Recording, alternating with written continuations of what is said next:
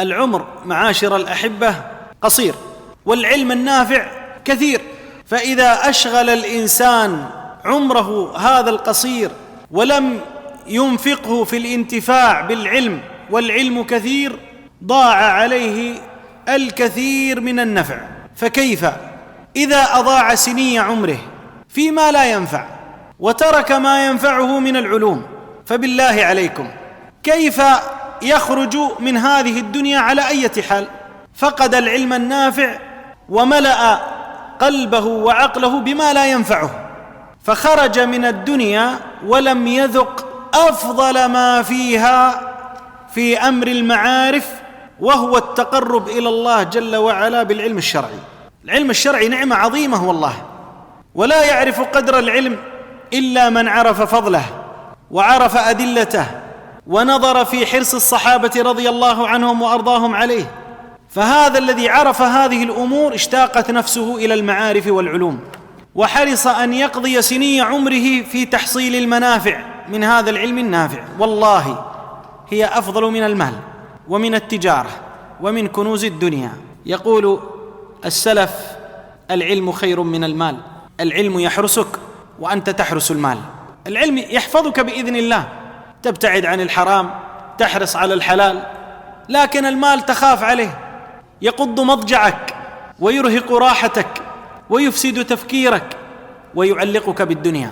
Sheikh, he says that life it is short and beneficial knowledge is plentiful.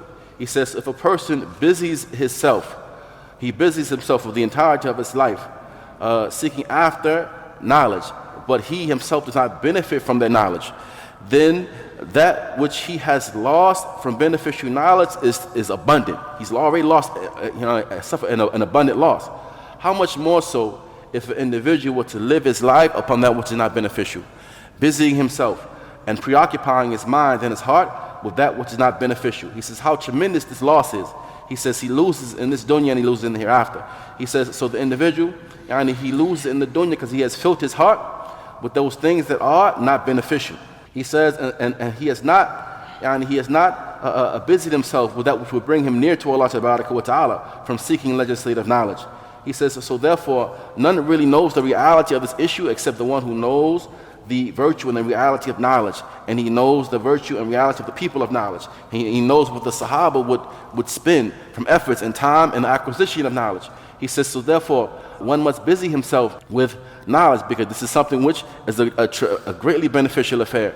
He says, and the Salaf, they would say this is more beneficial in fact than wealth, than business, than trade, or any of that. He said, the Salaf, they would say that knowledge, it is more beneficial than money. Knowledge is more beneficial than money. He says, because knowledge will guard you, but you have to guard your money. He says, if you look at the reality of people and how a person may acquire money, he may acquire money in abundance, he doesn't really care where he acquires it, from the halal or from the haram, and he has to spend all of his time guarding and safeguarding that money, watching it, safeguarding it, losing sleep over it, worrying about it, and so on and so forth. But knowledge, it is not like this, but rather knowledge, it will guard the individual. So therefore, one must strive to acquire knowledge that is beneficial.